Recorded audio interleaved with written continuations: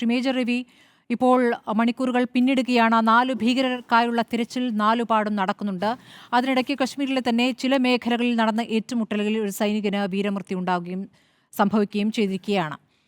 ഭീകരർ എങ്ങനെ ഇവിടേക്ക് എത്തുന്നു എന്നൊരു പ്രധാനപ്പെട്ട ചോദ്യമുണ്ടല്ലോ. കശ്മീർ എല്ലാ കാലത്തും സൈന്യത്തിൻ്റെ നിയന്ത്രണത്തിലാണ്. സൈനികർ കൂട്ടമായി നിൽക്കുന്ന ഒരിടമായിട്ട് തന്നെയാണ്. ഏറ്റവും അധികം സൈനിക വ്യൂഹത്തെ വിന്യസിച്ചിട്ടുള്ള സ്ഥലം കൂടിയാണ് കശ്മീർ. പക്ഷേ 370 എടുത്തു കളഞ്ഞതിനു ശേഷം അതിലൊരു കുറവ് വന്നിട്ടുണ്ടോ? എങ്ങനെ ഈ 4 ഭീകരർ അവിടേക്ക് എത്തുന്നു? എങ്ങനെ ഈ സാധാരണക്കാർക്ക് നേരെ അവർക്ക് വെടിവെക്കാൻ കഴിയുന്നു എന്നൊരു ചോദ്യമുണ്ട്. ഗുഡ് ഈവനിങ് സ്മൃതി. ഇപ്പോൾ കാശ്മീരിൽ എങ്ങനെ മിലിറ്റൻസ് അകത്ത് കയറുന്നു എന്നുള്ള ചോദ്യത്തിന് അത് 370 ആർട്ടിക്കിളുമായിട്ട്, കാരണം 370 ആർട്ടിക്കിൾ എടുത്തു കളഞ്ഞതിന് ശേഷം നമ്മൾ സ്ലോലി ലൈഫ്, കാശ്മീരീസിൻ്റെ ലൈഫ് നോർമൽസിയിലോട്ട് കൊണ്ടുവന്നിരിക്കുകയാണ്. ഇപ്പോൾ ഈ 3ാമത്തെ വർഷം നടക്കുകയാണ്. പക്ഷേ ഈ ഒരു ഏരിയയെക്കുറിച്ച് പറഞ്ഞു കഴിഞ്ഞാൽ, ഞാൻ ഈ ഏരിയയിൽ സെർവ് ചെയ്തിട്ടുള്ളൊരു വ്യക്തിയാണ്. ഞാൻ അവിടെ ഒപ്പം സിനിമ ഷൂട്ട് ചെയ്തിട്ടുണ്ട്, പലതും ചെയ്തിട്ടുണ്ട്. എനിക്ക് നല്ലപോലെ വെൽവേഴ്സ്ഡാണ്. ഈ പെഹൽഗാം എന്ന് പറയുന്ന സ്ഥലം, കിസ്ത്വാർ അല്ലെങ്കിൽ അതിന് അപ്പുറത്ത് ഷോപ്പിയാൻ എന്ന സ്ഥലം, ആ ഷോപ്പിയാൻ്റെ ഒരു 8 കിലോമീറ്റർ അപ്പുറത്താണ് LOC എന്ന് പറയുന്ന സ്ഥലം. ഈ ഷോപ്പിയാൻ ഏരിയയിലെല്ലാം ജനവാസം വളരെ കുറവാണ്, ഈ ഉൾസൈഡ് വില്ലേജുകളിലേക്കെല്ലാം. അപ്പോൾ അതിലൂടെയുള്ള അവിടെയുള്ള നമ്മുടെ പിക്കറ്റുകളൊക്കെ നോക്കിക്കഴിഞ്ഞാലും വളരെ ഗ്യാപ്പ് ഇട്ടിട്ടുള്ള പിക്കറ്റുകളാണ്. പിന്നെ ഇന്നിപ്പോൾ നമ്മൾ പലപ്പോഴും ക്രിട്ടിസൈസ് ചെയ്യുന്നുണ്ട്, മാൻ പവർ കുറപ്പിച്ചു അല്ലെങ്കിൽ അത് ചെയ്തു ഇത് ചെയ്ത്. മാൻ പവർ കുറച്ചാലും ഇന്ന് ഒരു ഡ്രോൺ ആകാശത്തോട്ട് കയറ്റി വിട്ട് കഴിഞ്ഞാൽ അതിനെ 24 hours ഒബ്സർവ് ചെയ്തുകൊണ്ടിരിക്കുന്നത്. ഒരു ഡ്രോൺ കൊണ്ട് 50 കിലോമീറ്റർ ഏരിയയാണ് ഡേ നൈറ്റ് നമ്മൾ ഒബ്സർവ് ചെയ്തുകൊണ്ടിരിക്കുന്നത്. അപ്പോൾ എന്ത് മൂവ്മെൻറ്റും നമുക്ക് പിടിക്കാനും സാധിക്കും, അതിനനുസരിച്ച് കൗണ്ടർ ചെയ്യാനും സാധിക്കും. പക്ഷേ ഇവിടെയുള്ളത് എന്താണെന്ന് വെച്ചാൽ, ഈ മിലിറ്റൻസ് ഏത് സമയത്ത് വരുന്നു, വിൻ്റർ സീസണിൻ്റെ പീക്കായിരിക്കുന്ന സമയത്ത് വന്ന് കയറിക്കഴിഞ്ഞിട്ട് പിന്നീട് അവർ സ്ലീപ്പിംഗ് സെല്ലായിട്ട് ഇവിടെ കിടക്കും. They will be waiting for the orders. അവിടുന്ന് അപ്പുറത്തുനിന്ന് ഓർഡർ കിട്ടാൻ വേണ്ടി കാത്തിരിക്കുന്ന സ്ലീപ്പിംഗ് സെല്ലായിട്ട് ഇവിടുത്തെ ലോക്കൽസിൻ്റെ സപ്പോർട്ടോട് കൂടിയിട്ട്. അപ്പോൾ ലോക്കലിൽ കുറേ ചെറുപ്പക്കാർ ഇതുപോലെ തന്നെ എഫ്സൽ മുജാഹിദ്ദീൻ അല്ലെങ്കിൽ മറ്റേ ഈ ലഷ്കർ എ തോയ്ബ ഇതിൻ്റെയൊക്കെ ആളുകൾ, സ്ലീപ്പിംഗ് സെല്ലുകൾ കാശ്മീരിൽ ഇപ്പോഴും ഉണ്ട്. അതുപോലെ തന്നെ ഓവർബോർഡ് ഇവരെ ഒബ്സർവേഷൻ ആയിട്ടുള്ള ഇവരുടെ അണ്ടർ കവർ ആയിട്ടുള്ള മിലിറ്റൻസ് ഉണ്ട്. അവർ തോക്കും കൊന്നുപോയിട്ടൊന്നുമില്ല നടക്കുന്നത്. അവർ വെറും മൊബൈൽ ഉണ്ടായിരിക്കും. അവർ ഈ പേൽഗാമിലെല്ലാം ചുറ്റി നടക്കുന്ന സമയത്ത് ഇന്ന സമയത്തൊക്കെ പർട്ടിക്കുലർ സ്ഥലത്ത് ഇത് ഈസി, ഇപ്പോൾ ഇന്ന സ്ഥലത്ത് സെക്യൂരിറ്റി ഫോഴ്സസ് ഇല്ല, ഈ സ്ഥലത്തൂടെ നിങ്ങൾക്ക് വരാം. ഇതിൻ്റെയൊക്കെ ഇൻഫർമേഷൻ കൊടുക്കുന്ന ഇതുപോലുള്ള സ്ലീപ്പിംഗ് സെൽസും അതുപോലെ തന്നെ ഔട്ട്സൈഡ് അണ്ടർ കവർ മിലിറ്റൻസ് ഉണ്ട്. നമ്മുടെ അണ്ടർ കവർ ഇൻ്റലിജൻസ് ഏജൻസി ഉള്ളതുപോലെ തന്നെ ഇവന്മാർക്കുണ്ട് അണ്ടർ കവർ ആയിട്ടുള്ള ലോക്കൽ ആളുകളെ ഇവർ പൈസ കൊടുത്തിട്ട് വെച്ചിട്ടുണ്ട്. അതിൽ ഈ 370 ആർട്ടിക്കിൾ പോയതിനു ശേഷം പിന്നീട് ഈ ടൂറിസ്റ്റുകളുടെ വരവ് കൂടി വന്നുകൊണ്ടിരുന്ന സമയത്ത് ലോക്കലായിട്ടുള്ള ആളുകളുടെ ചിന്താഗതി മാറി. കാരണം അവർക്ക് അപ്പോഴാണ് മനസ്സിലാവുന്നത്, ഇത്രയും നമുക്ക് സമ്പാദിക്കാൻ പറ്റുന്നൊരു മണ്ണാണിത്, അതിന് ഈ ഗവൺമെൻറ്റിൻ്റെ മുന്നിൽ പോയിട്ട് സബ്സിഡിക്ക് വേണ്ടി നിൽക്കേണ്ട ആവശ്യമില്ല എന്നുള്ള സിറ്റുവേഷൻ തിരിച്ചറിവുണ്ടായത് കഴിഞ്ഞ വർഷത്തിലാണ്. കാരണം 2,34,00,000 ടൂറിസ്റ്റുകളാണ് കാശ്മീരിനെ ഒരു 3 മാസം 4 മാസം കൊണ്ട് കവർ ചെയ്തിരിക്കുന്നത്. ഈ 4 മാസത്തിൽ ഈ കാശ്മീരിൽ സമ്പാദിച്ചിരിക്കുന്ന ഇത് എന്താണെന്നുള്ളത് നോക്കിക്കഴിഞ്ഞാൽ അതിൽ ലോക്കൽസ് മുഴുവൻ ഈ മിലിറ്റൻസിന് എഗൻസ്റ്റ് ആയിക്കൊണ്ടിരിക്കുകയായിരുന്നു. കാരണം മിലിറ്റൻസ് വന്ന് എവിടെയെങ്കിലും ഇൻഫർമേഷൻ ഉണ്ടെങ്കിൽ അവർ സെക്യൂരിറ്റി ഫോഴ്സസിൻ്റെ അടുത്ത് പറയാറുണ്ട്, ഇൻഫോം ചെയ്യാറുണ്ട്. കാരണം they were living in a peaceful atmosphere. പിന്നെ എന്തുകൊണ്ട് ഈ പേൽഗാം അല്ലെങ്കിൽ ഈ ഏരിയയിൽ എങ്ങനെ വന്നു?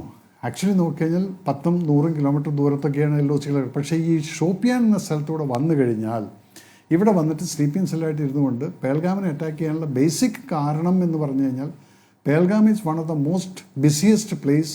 വൈ? ബിക്കോസ് രാജ് കപൂറിൻ്റെയൊക്കെ സമയത്തുണ്ടായിരുന്ന സിനിമകളിൽ കാണുന്ന ആ വാലി, പാട്ടുകളിലെല്ലാം ഉള്ള വാലിയാണ് പേൽഗാമിലുള്ളത്. അത് ഇപ്പോഴാണ് എക്സ്പോസ് ആയിട്ട് ജനങ്ങൾ അവിടെ തിരിച്ച് പോകാൻ തുടങ്ങിയിരിക്കുന്നത്. അപ്പോൾ ഈ ഏരിയയിൽ കിസ്വാർ സെക്ടറിൽ കൂടെ ഇവർക്ക് വരാമെങ്കിൽ അതിൻ്റെ ഉള്ളിൽ കൂടെ കയറിക്കഴിഞ്ഞാൽ പല കാടുകളെല്ലാം കടന്നു വന്നു കഴിഞ്ഞാൽ ജനവാസമില്ലാത്ത സ്ഥലത്തൂടെ ഇവർക്ക് ഈ വാലിയിലോട്ട് വന്ന് ചേരാൻ സാധിക്കും. അങ്ങനെ വരുന്ന സമയത്ത് നിങ്ങൾ സെക്യൂരിറ്റി ഫോഴ്സിനെ ഫുള്ളായിട്ട് നമുക്കൊന്നും പറയാൻ പറ്റില്ല. എന്തുണ്ട് ഈ സെക്യൂരിറ്റി ഫോഴ്സ് 370 ആർട്ടിക്കിൾ എടുത്തതിന് ശേഷം കുറച്ചായിട്ട് വിഡ്രോ ആയിട്ടുണ്ട്. ഞാനിപ്പോൾ കഴിഞ്ഞ മാസം പോയതാണ്. അപ്പം അതിനകത്ത് സെക്യൂരിറ്റി ഫോഴ്സിൻ്റെ ലാബ്സ് മാത്രമെന്ന് പറയില്ല, പക്ഷേ ലാബ്സ് ഉണ്ട് എന്നുള്ളത് ഞാൻ പറയുന്നുണ്ട്. ബിക്കോസ് എപ്പോഴും നമുക്കുണ്ടല്ലോ ഒരു കുഴപ്പമില്ല എന്ന് തോന്നുന്ന സമയത്ത്, ഈ സമയത്താണ് അവന്മാർ അടിക്കുക കറക്റ്റ്. അവർ നോക്കിയിരിക്കുന്നത് എപ്പോഴാണ് നമ്മൾ വീക്ക് ആവുന്നതെന്നുള്ളതാണ്. നമുക്കാണെങ്കിൽ ഡെയിലി നോക്കിക്കൊണ്ടിരിക്കുമ്പോൾ ഇങ്ങനെ കുറച്ച് കുഴപ്പമില്ല ടൂറിസ്റ്റുകൾ വരുന്നത്, എല്ലാവരും എൻജോയ് ചെയ്ത് പോകുന്നുണ്ട്. ഈ ഗ്യാപ്പിലാണ് ഇവർ കറക്റ്റായിട്ട് പിടിച്ചിരിക്കുന്നത്. ആ ഗ്യാപ്പ് പിടിച്ചിരിക്കുന്ന സമയം ഏതാണ്? ടൂറിസം ഇപ്പോൾ ഡെവലപ്പായിക്കൊണ്ടിരിക്കുകയാണ്. ഈ സമയത്ത് ഇപ്പോൾ ഈ ഏപ്രിൽ കഴിഞ്ഞു, ഇനി മെയ് ജൂൺ ജൂലൈ എന്ന് പറയുന്നത് തിക്ക് ഓഫ് ദ തിരക്കെന്ന് പറഞ്ഞാൽ അവിടെ ഊട്ടിയിലത്തെ പോലെ ഓൺലൈനിൽ എടുത്തിട്ട് പോകേണ്ട ഒരു അവസ്ഥ വരും കാശ്മീരിലോട്ട്. അത്രയും ട്രാഫിക് ജാം ആവുന്ന ഒരു സിറ്റുവേഷനിലേക്ക് എത്തി കഴിഞ്ഞ വർഷം. ഡൽ ലേക്കിൻ്റെ അവിടെ 3 മണിക്കൂറൊക്കെയാണ് 1 കിലോമീറ്റർ പാസ് ചെയ്യാൻ വേണ്ടിയിട്ട് ട്രാഫിക് ജാം ഉണ്ടായിരുന്നത്. അപ്പോൾ ഒന്ന് ആലോചിച്ച് നോക്കൂ ആ സ്ഥലത്തിൻ്റെ ഡെവലപ്മെൻറ്റ് എന്തായിരുന്നു എന്നുള്ളത്.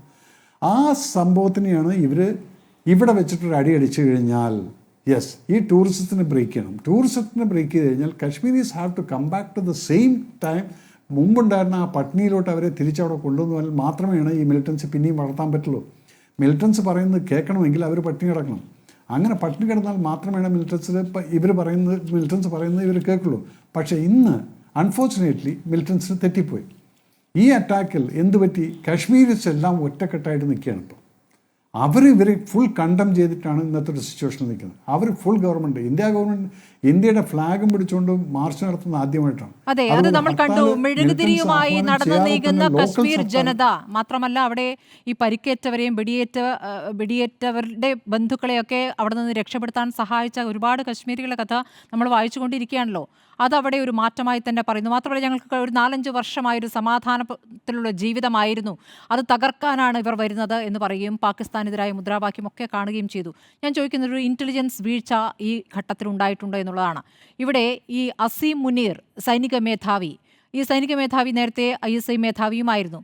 ഇയാൾ കൃത്യമായും തീവ്ര നിലപാടുള്ള ഒരു സൈനിക മേധാവിയാണ്. ഇദ്ദേഹത്തിൻ്റെ പ്രസംഗം പാകിസ്ഥാൻ്റെ അവിഭാജ്യ ഘടകമാണ് കശ്മീരെന്നും കശ്മീർ പാകിസ്ഥാൻ്റെ കഴുത്തിലെ ഞരമ്പാണ് എന്നൊക്കെയുള്ള വൈകാരിക പ്രസംഗങ്ങൾ നടത്തിയിട്ട് അധികമായിട്ടില്ല. അത് കൃത്യമായും ഈ ഭീകരർക്കുള്ള നിർദ്ദേശമായിരുന്നു എന്നിപ്പോൾ വിലയിരുത്തപ്പെടുന്നുണ്ട്. ഇതൊക്കെ ഈ ഘട്ടത്തിൽ ഇപ്പോൾ നമ്മൾ വായിക്കുന്നു, ഇപ്പോൾ നമ്മൾ അറിയുന്നു. ഇത് സ്വാഭാവികമായിട്ടും ഇൻ്റലിജൻസിന് അറിയാമല്ലോ. അപ്പോൾ ഒരു അമിത ആത്മവിശ്വാസം അവിടെ പ്രവർത്തിച്ചിരുന്നു. എന്താണ് സംഭവിച്ചത്?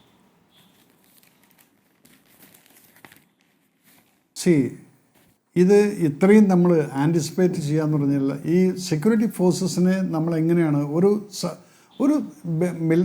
മിലിറ്റൻ്റ് ഇൻഫെസ്റ്റഡ് ഏരിയ ആയിട്ടുള്ള, അതിപ്പോൾ ആസാമിലാണെങ്കിൽ ശരി, നാഗാലാൻഡിലാണെങ്കിൽ ശരി, എപ്പോൾ പട്ടാളത്തിനെ വിഡ്രോ ചെയ്തിട്ടുണ്ടോ ഈ സമയത്തെല്ലാം ജനങ്ങളെ നോർമൽസിലോട്ട് കൊണ്ടുവരാൻ വേണ്ടിയിട്ട് മാക്സിമം ഈ ഫോഴ്സസിനെ ഡിറ്ററൻസ് ഇല്ലാതെ ഹൈഡിങ് പ്ലേസിലോട്ട് മാറ്റും. ഇവർ പെട്ടെന്ന് കണ്ടു കഴിഞ്ഞാൽ അറിയില്ല. അങ്ങനെ മാറ്റി നിർത്തിക്കൊണ്ട് ജനങ്ങൾക്ക് സാധാരണ ജീവിതമാണെന്നുള്ളൊരു ഫീല് കൊടുക്കുന്നു. അതാണ് ഇപ്പോൾ കാശ്മീരിൽ കഴിഞ്ഞ 2 വർഷമായിട്ട് ഉണ്ടായിരിക്കുക. ഈ സമയത്ത് നമ്മൾ സെക്യൂരിറ്റി ഫോഴ്സസിനെ വിഡ്രോ ചെയ്തുകൊണ്ടിരിക്കും. ഇതെന്താണെന്ന് വെച്ചാൽ പ്രശ്നങ്ങളൊന്നുമില്ല, കുഴപ്പമില്ല എന്ന് പറയുന്ന സമയത്തുണ്ടായിട്ടില്ല. അപ്പോൾ അതിനെ ഫുള്ളായിട്ട് വീഴ്ചയാണോ എന്ന് ചോദിച്ചു കഴിഞ്ഞാൽ വീഴ്ചയാണെന്നുള്ള പറയാനും പറ്റില്ല. ഇത് ഇതിൻ്റെ പാർട്ട് ഓഫ് ദിസ് തിങ്. പിന്നെ രണ്ടാമത്തെ, ഇപ്പോൾ നേരത്തെ സ്മൃതി പറഞ്ഞ പോലെ അവിടുത്തെ ആർമി ചീഫ് എന്ന് പറയുന്നത്, സ്മൃതി വളരെ സോഫ്റ്റായിട്ടാണ് അയാളെക്കുറിച്ച് സംസാരിച്ചത്. ഹീസ് എ ഭീകരവാദിയാണ് basically.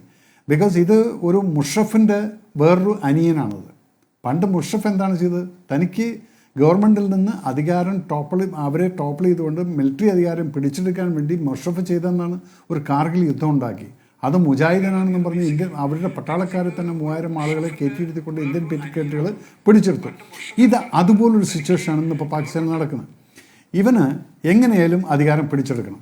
Y? Because he is very greedy person and a very dangerous. He's ISIയിൽ വർക്ക് ചെയ്തിട്ടുള്ളതാണ്. ISI എന്ന് പറഞ്ഞാൽ ഒരു മിലിറ്റൻറ്റ് മെൻറ്റാലിറ്റിയാണ് അവന്മാർക്ക്. കാരണം അവർ വർക്ക് ചെയ്യുന്ന മുഴുവൻ ഇതുപോലെ പൈസയ്ക്ക് വേണ്ടിയിട്ട് ലോകരാഷ്ട്രങ്ങളിൽ നിന്ന് ഇസ്ലാമിക് ഫണ്ടമെൻ്റലിസ്റ്റിൻ്റെ ബിൻ ലാദനെ പോലുള്ള ആളുകൾ ഫണ്ട് ചെയ്തിരുന്ന ഒരു സ്ഥാപനമാണ് ഈ ISI. നമുക്കിവിടെ റോയും അല്ലെങ്കിൽ മിലിറ്ററി ഇൻ്റലിജൻസ് ഉണ്ടെങ്കിൽ we are doing the job properly. പക്ഷേ ISI വാസ് ഡൂയിങ് ഓൾവേസ്, ഏത് സമയത്തും അവർ പൈസയ്ക്ക് വേണ്ടിയിട്ട് രാജ്യത്തിന് ഒറ്റുകൊടുത്തിട്ടുള്ള പാർട്ടീസാണ് അവർ. അപ്പോൾ അവർക്ക് വേണ്ടത് അതിലുണ്ടായിരുന്ന military officers, Musharraf also was in ISI. അതുപോലെ തന്നെയാണ് ഇപ്പോൾ ഈ അസീം വന്നിരിക്കുന്ന ആളും ISIയിലിരുന്നത്. അപ്പോൾ അവർക്ക് നല്ല ലിങ്കുണ്ട്. ഈ ISIക്കാരുടെ അടുത്ത് ഈ ലിങ്ക് വെച്ചിട്ടാണ് അയാളുടെ പവറും വെച്ചുകൊണ്ട് അവരെ കൊണ്ട് ഓപ്പറേറ്റ് ചെയ്തിരിക്കുന്നത്. ആ ഓപ്പറേഷനിൽ എന്താണ് സംഭവിച്ചിരിക്കുന്നത്?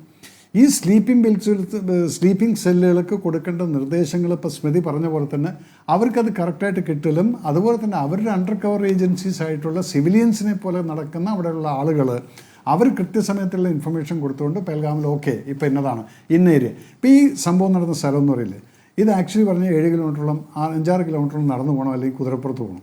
അപ്പോൾ വണ്ടികളൊന്നും അധികം പോവില്ല. ആ സ്ഥലത്താണ് ഇവർ കയറിയിട്ട് സ്ട്രൈക്കിംഗ് പോയിൻ്റ് അവിടെ വെച്ചിരിക്കുന്നത്. കാരണം എന്താണ്? സെക്യൂരിറ്റി ഫോഴ്സസ് അറിഞ്ഞു കഴിഞ്ഞാലും അവിടെ എത്താൻ ചുരുങ്ങിയത് 1 hour to 2 hours എടുക്കും. അപ്പോൾ ആ സമയത്തിൻ്റെ ഗ്യാപ്പിൽ ഇവന്മാർക്ക് എസ്കേപ്പ് ചെയ്യാൻ പിറകിലുള്ള കാട്ടിൽ കൂടെ എസ്കേപ്പ് ചെയ്തിട്ടെങ്കിൽ പോകാനുള്ള സമയം കിട്ടും. ഈ 2 hours അവർക്ക് കിട്ടുന്നുണ്ട്. ഇതൊക്കെ നോട്ട് ചെയ്ത് വെൽ പ്ലാൻഡ് ആയിട്ടുള്ള ഒരു അറ്റാക്കാണ് അവിടെ നടന്നിരിക്കുന്നത്. അപ്പോൾ ഇതിന് പിറകിലുള്ള വേറെയുള്ള കാര്യങ്ങൾ പറയുന്നതെന്ന് കഴിഞ്ഞാൽ ഈ ഒരു അവസ്ഥ പോരാ. കാരണം അവരുടെ പ്ലാനിങ് എങ്ങനെയായിരുന്നു? ഈ പാകിസ്ഥാൻ ആർമി ചീഫ് എന്ന് പറയുന്ന ആൾ പ്ലാൻ ചെയ്തിരിക്കുന്നത് എന്താണ്? ഇന്ത്യനെ ഇങ്ങനെ സ്ട്രൈക്ക് ചെയ്ത് കഴിഞ്ഞാൽ ഇന്ത്യയുടെ എക്കണോമിനെ തകർക്കുക, അതേപോലെ തന്നെ എനിക്ക് അധികാരത്തിൽ വന്നു കഴിഞ്ഞാൽ പിന്നീട് ISIയും ഞാനും കൂടെ ചേർന്നിട്ട് കാശ്മീരിനെ നമുക്ക് എന്തെങ്കിലും ചെയ്യാന്നുള്ള ആഗ്രഹം. പക്ഷേ പാകിസ്ഥാനെ സംബന്ധിച്ച് പഴയ സാഹചര്യമില്ല. കാരണം നേരത്തെ സഹായം കിട്ടിയിരുന്ന അന്താരാഷ്ട്ര സഹായങ്ങളെല്ലാം തന്നെ ഇല്ലാതായിരിക്കുന്ന ഒരു സാഹചര്യമുണ്ട്. ഇപ്പോൾ ഒരു രാജ്യവും അമേരിക്ക ആയാലും ഇപ്പോൾ അങ്ങോട്ടോ ഇങ്ങോട്ടോ എന്ന രീതിയിൽ ആദ്യം പ്രതികരിച്ചിരുന്നു. പക്ഷേ പാകിസ്ഥാനെ ഇപ്പോൾ അത്ര അവിഭാജ്യ ഘടകമായി കാണുന്നില്ല.